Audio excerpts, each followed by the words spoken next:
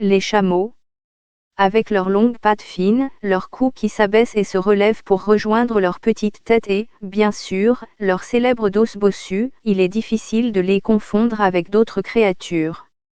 Mais saviez-vous qu'il existe 3 espèces différentes? Le plus commun est le chameau d'Arabie, également connu sous le nom de dromadaire. Il représente environ 90% de la population mondiale de chameaux et ont été domestiqués il y a plus de 3000 ans. La deuxième espèce de chameau est la bactriane, qui a été domestiquée encore plus tôt, entre 4 et 6 000 ans. Ils sont originaires d'Asie centrale et ont 2 bosses au lieu d'une. Enfin, il y a les chameaux sauvages, qui portent le nom scientifique camelus et sont très semblables aux chameaux de Bactriane.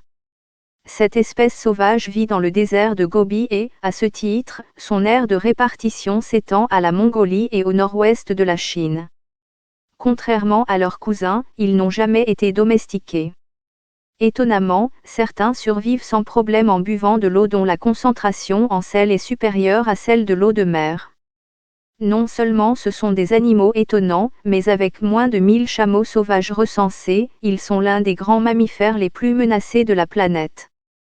Les bactriens et les chameaux sauvages ont 2 bosses au lieu d'une. On dit souvent que ces bosses sont remplies d'eau et que c'est ce qui permet aux chameaux de survivre pendant de si longues périodes dans le désert. Aussi génial que cela puisse paraître, il s'agit d'un mythe totalement faux. La durée pendant laquelle un chameau peut survivre grâce à ses réserves de graisse dépend de son degré d'activité et du climat. La taille de la bosse peut changer en fonction de la quantité de nourriture consommée. Lorsque la nourriture se fait rare, le corps consomme la graisse de la bosse, ce qui la fait tomber et s'affaisser. Le stockage de la graisse dans le dos plutôt qu'en couche sur le corps permet d'éviter la surchauffe, avec l'avantage supplémentaire que ces bosses offrent une certaine protection et de l'ombre contre la lumière directe du soleil. Les chameaux peuvent survivre dans certains des environnements les plus hostiles et les plus extrêmes de la planète. Dans le désert, les températures peuvent aller d'une chaleur torride de 49 degrés Celsius à une température glaciale de moins 40 degrés Celsius ou plus. Pour les aider à supporter ces changements de température extrêmes, le pelage des chameaux de Bactriane devient plus épais en hiver. Un chameau peut passer une semaine entière, parfois plus, sans eau, et survivre encore plus longtemps sans boire s'il ne travaille pas dur. Ils subissent une perte d'environ 4% de leur poids, ce qui, pour un bactrien adulte, se traduit par environ 19 kg. Mais ils peuvent aussi absorber l'eau comme une éponge. Un animal assoiffé peut boire 130 litres en seulement 13 minutes, ou 10 litres toutes les 60 secondes, ou encore 1 litre entier toutes les 6 secondes.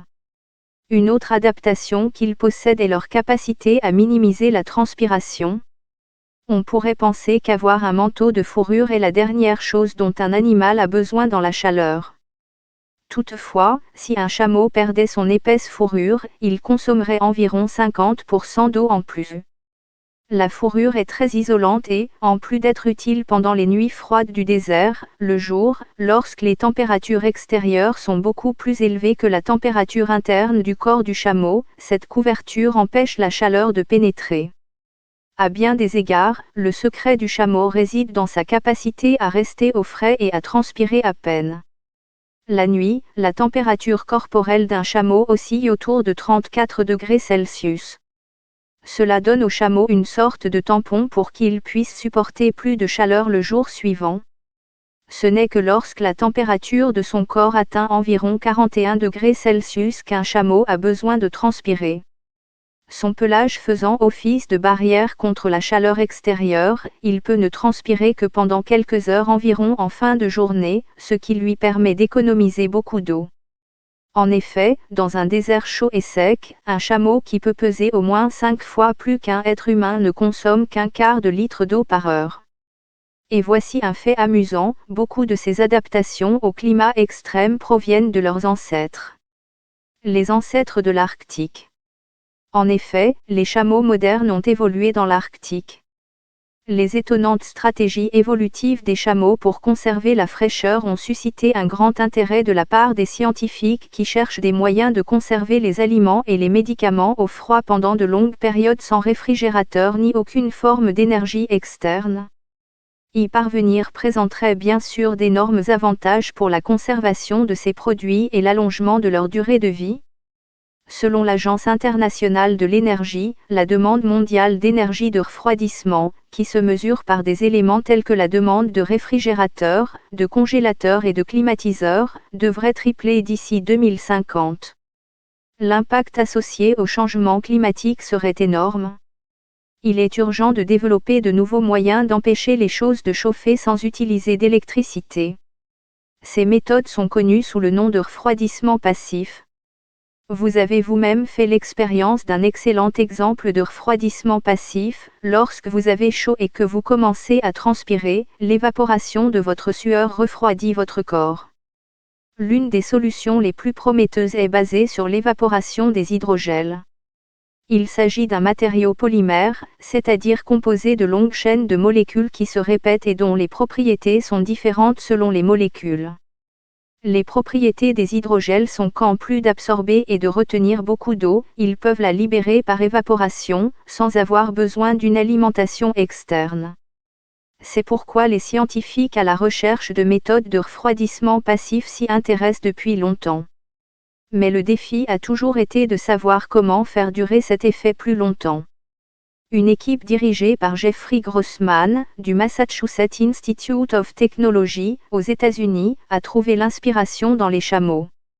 En combinant une couche d'hydrogel avec une fine couche d'un autre gel appelé aérogel, ou fumée de glace, composée de 90,50 à 99,98% d'air, qui est un matériau isolant, ils ont imité le système de refroidissement biologique présent chez les chameaux.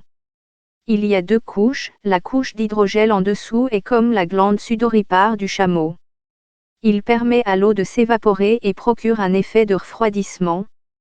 La couche d'aérogel située au-dessus joue le même rôle que la fourrure d'un chameau, elle fournit une isolation cruciale et empêche la chaleur du milieu environnant de passer, tout en permettant à la vapeur d'eau de l'hydrogel de s'échapper, car elle est très poreuse. En réalisant l'évaporation et l'isolation en même temps, la période de refroidissement est considérablement prolongée. Cette combinaison de deux couches de gel, ou bicouche, comme on l'appelle, ne fait qu'1 centimètre d'épaisseur. L'équipe a testé sa bicouche en laboratoire à l'aide d'une chambre spéciale à température et humidité contrôlée et a constaté qu'elle était capable de refroidir un objet à 7 degrés de moins que l'environnement ambiant. Par rapport à une simple couche d'hydrogel, la durée pendant laquelle la bicouche pouvait maintenir un objet au frais a augmenté de 400%. Comme le souligne M. Grossman, cela se traduit par plus de 250 heures ou 10 jours de refroidissement. L'équipe a fait remarquer que sa conception pourrait également contribuer à refroidir les bâtiments et, ce faisant, à réduire leur consommation énergétique globale. La prochaine étape pour l'équipe consiste à rendre le matériau plus évolutif. En d'autres termes, ils doivent trouver un moyen de le produire plus facilement dans des tailles et des quantités plus importantes. Si l'on considère la fréquence à laquelle nous devons transporter des aliments et des médicaments, parfois dans des endroits où il n'y a pas ou peu d'accès à des réfrigérateurs ou à l'électricité, on comprend à quel point un système de refroidissement passif comme celui-ci peut être précieux. Ce serait fantastique pour l'environnement et pourrait devenir une technologie permettant de sauver des vies. Tout cela grâce à cette curieuse créature qui vit dans le désert.